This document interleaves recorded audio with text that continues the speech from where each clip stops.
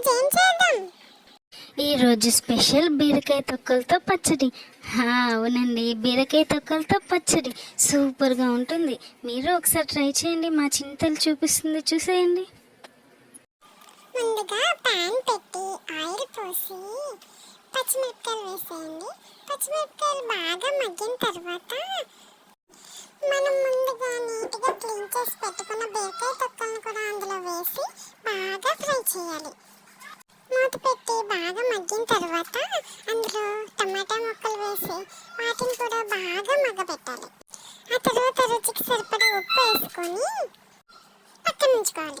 ఇప్పుడు ఒక రోల్ తీసుకొని అందులో వెల్లుల్లిపాయ జీలకర్ర వేసి బాగా దంచిన తర్వాత మనం ఫ్రై చేసుకున్న బీరకాయ తొక్కలను అన్నిటిని రోట్లో వేసేసి బాగా దంచేసుకోవాలి. మీకు కావాలంటే మిక్సీలో కూడా వేసుకోవచ్చు.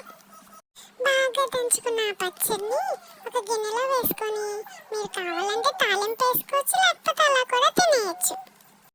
వేడి వేడి అన్నంలో ఈ పచ్చడి కలుపుకుంటుంటే సూపర్ ఉంటుందండి.